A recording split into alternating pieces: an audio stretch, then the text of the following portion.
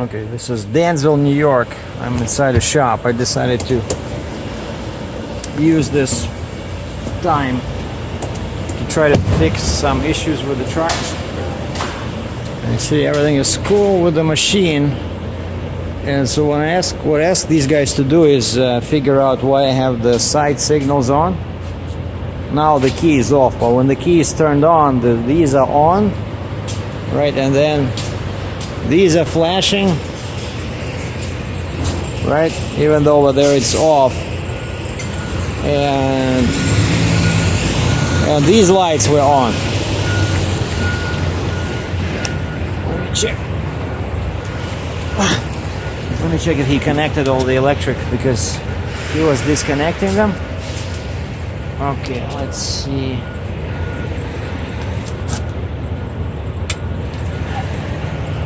All right, it works. So, but basically, the guy looked everywhere at the hoses, starting from the front of the trailer, and he was testing all these connectors, because there's like one connect on the neck, another is over there, right between the modular deck and the bogie, right? And then there's this one, and then between this is the trailer, between the trailer and this there's a connector, right? And then here is a connector. And so when he tested everything, he found out that the problem, this ghosting of lights, was caused by this. Like, this is the trailer, and you see how dirty it is? I just washed it yesterday. So the trailer part, not over there, but he says the problem was over here, like this big module, right? Connect, and there's a smaller one, but it's very dark in here. But like over there, there's a smaller one.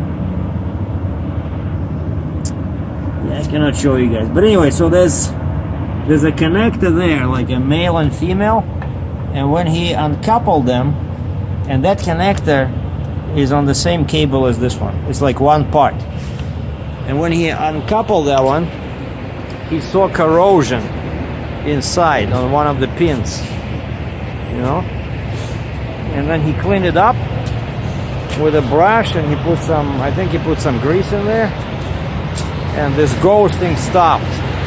But he says it's probably gonna come back, so he's saying that I need to replace that, and he doesn't have the tools. He says he can do it, but he would have to cut everything open and do it manually, whereas he says if you have that pot, if you have that little hose, you can do it in 10 minutes. Just swap it, you know. So I figured I'd rather do it properly. At least now I know what's causing the problem. And about this, he found the problem was the switch. The switch over there, he says, when it's off, it still lets some electricity through. So basically, I need a new switch. But he says that switch is part of that entire thing. So he's not sure how that can be replaced, so that's pretty expensive. But basically, the switch got corroded probably. And so they just did the DOT inspection, because my Ontario annual expired. So they did this. And check this out. I noticed that I lost one of these over here. No? So we did the DOT inspection, we found the problem with the trailer, so now I can go, I think when I have time, I can go to a trailer shop, you know, and like a trailer shop that will have these parts, so it's much easier to replace them. And they're going here, look, I didn't even notice. See, they don't hold very well, these little caps.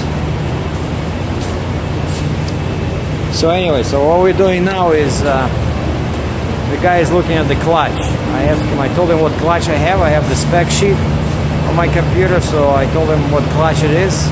And it's a hydraulic assist clutch, so he says there's not supposed to be any free play that you can adjust, but he's gonna take a look, because I called Kenworth in Cambridge and they said they're busy until Friday.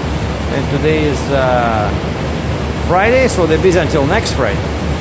So I thought I would come in like Monday to let them adjust the clutch, and they just, oh, we're too busy. Basically, too many Kenworth trucks are breaking down.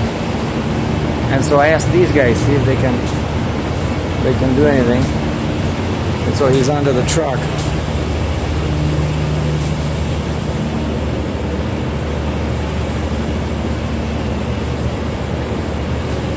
See? Cummins X15 Performance Series. Very important. Performance.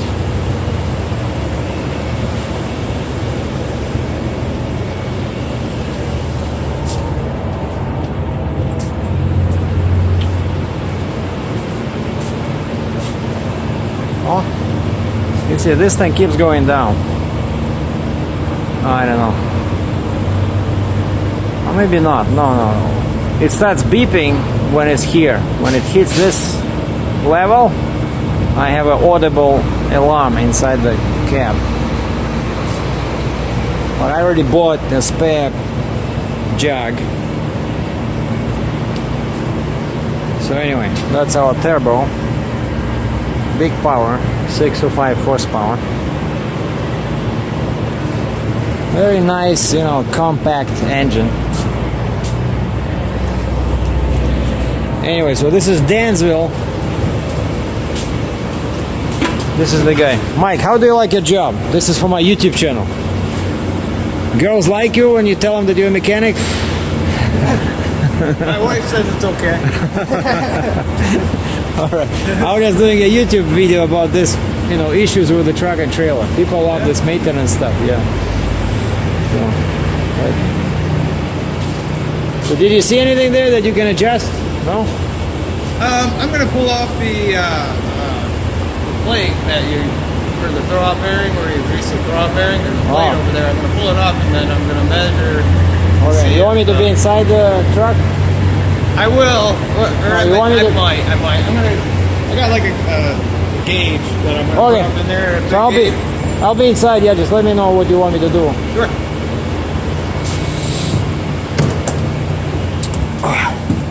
Yeah, so maybe he'll be able to fix it. And so that's all my driving today. I see I drove for 7 hours, 7.79. What is that? 7 hours, 79 minutes? Oh wow, I didn't even notice. I thought it was minutes. So basically it measures everything in metric, 7.79. So pretty much 8 hours. See, I started at 7:30, did a quick inspection, and then each time I was driving, it was more than 2 hours, like 2.5, even 3. But yeah, so I started in, where? In Virginia, right? I started in Virginia, and I crossed a whole bunch of states. I went into West Virginia, then Maryland, and then Pennsylvania and New York, and from here it's only 2 hours to the border. I have all my paperwork. Yeah, let's just hold the brake.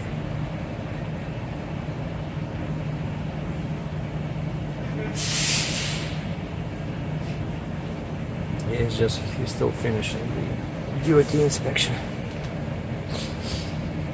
And what I was trying to say is that yeah, it snowed overnight. I woke up in the morning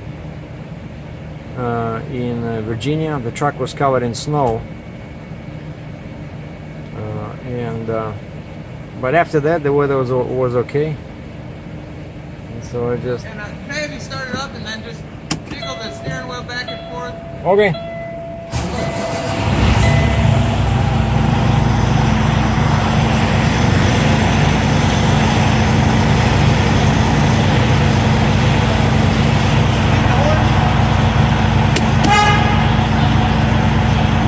You want this?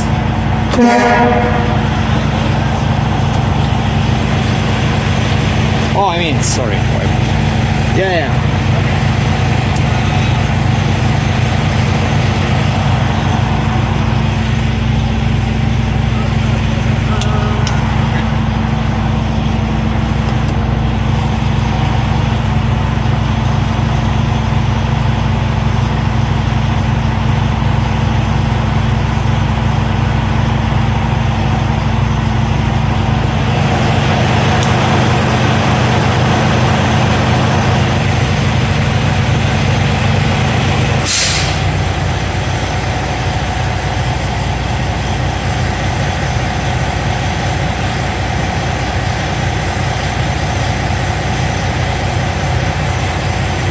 Shall I keep it running?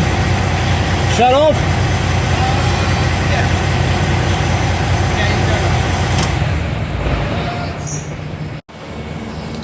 Okay, Mike just did something there. He made me hold the clutch and then turn the engine, you know, like with the starter a few times. And basically he says there's nothing to adjust there, except there's one adjustment you can make in the clutch. There's an adjustment for wear.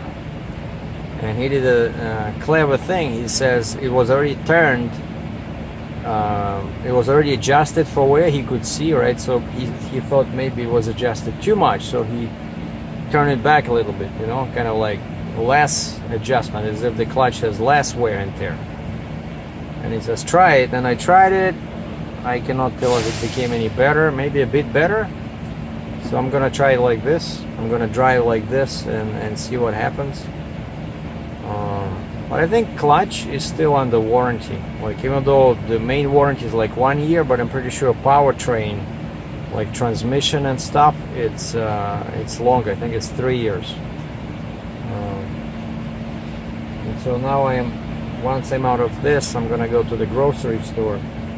I want to buy some baby wipes, you know, because see what happens is that it's not just that I don't, but I don't know if you can see, but it's all, the door is all filthy, because, you know, last time when I was at the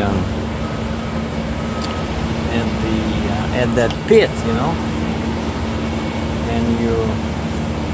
and you get in, and sometimes I even have my gloves on because it's all rush, and then you grab the door with your gloves, which are dirty, you know, the work gloves, like these ones, you know.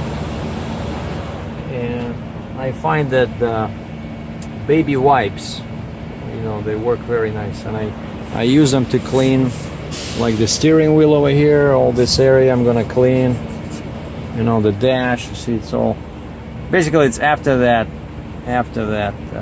pit, there was a lot of dust in there, and I think I had the window open because it was still it was pretty warm, right? So anyway, so that's what I wanted to say about this trip, right? So diagnostic is done. At least we found the problem. You know, I gotta go to a specialized shop. Would be much easier. I'm talking about that corroded part on the lights, but that's the most difficult part, is to find the culprit, right? So now I know what needs to be done. So that connector, and then the switch for the flashing lights, and then we'll see what happens with the clutch. And now I have my new inspection sticker, so we're good. The trailer and the axles are good for another 10 months, right? Because I just got this trailer, and the inspection was done by the Fontaine dealer.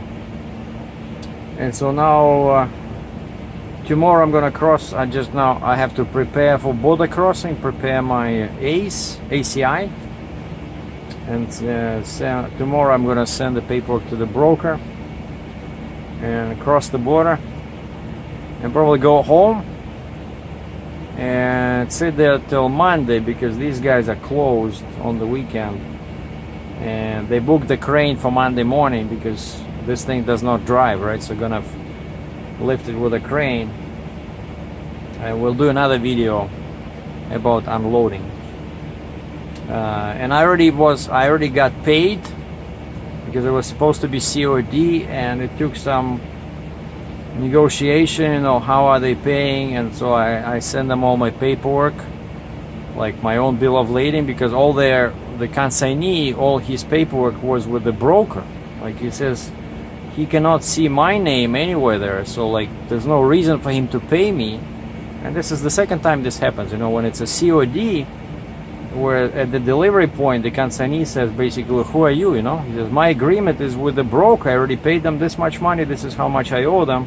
Oh yeah, and the problem was that the consignee says, yeah, I have a check for you, but it's not written to you, it's written to the broker. I'm like, what? That's not gonna work. I want the check written to me, and I want the check to be certified, or as in Canada we call it a bank draft. you know, it's certified funds. And this guy starts screaming at me, oh, I was not, nobody told me you want a certified check. And I sent him a copy of my rate confirmation where it says carry has to be paid by the consignee, the amount, and then in brackets it says COD. No, it says COD, and then in brackets it says cash or certified funds. And I asked my broker, I said, wait, if you just didn't mean it, why did you write it in there? Like, did you read the actual rate confirmation? You promised me cash or certified funds, right? And then I talked to the consignee on the phone, and he says, no, cash is definitely not happening. So we're gonna give you a check, or I said, can you do a wire?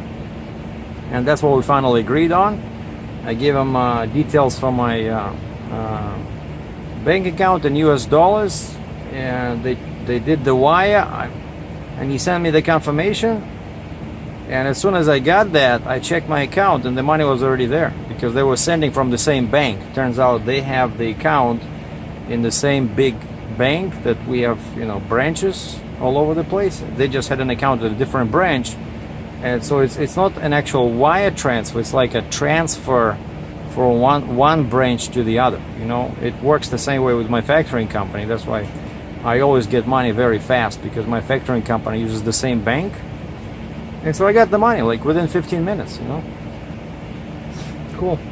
And so now I just need to deliver this and then go back to Cambridge. And the main goal for Monday after delivery, after safe delivery, is to I already booked the appointment with body shop, and they're gonna look at that headlight and the scratch on the fender, and I said alignment, put it in there. I need alignment for the front axle. And according to Canworth, they said that headlight cannot be fixed. You need to replace the entire headlight, and he says that's about $1,000 US, or about 1,400 Canadian. So I think, yeah, my estimate for 500 to 1,000 Canadian was really super low. So if one headlight is $1,400, and you have to install it, right? You have to take the old one out, install the new one. That's probably labor, right? Fix the scratch, paint it, do alignment. I think it's gonna be like probably $2,500. And as soon as I get that, the estimate, I'm gonna send it right away to the Quebec guys and see if they can wire me some money. Thanks for watching.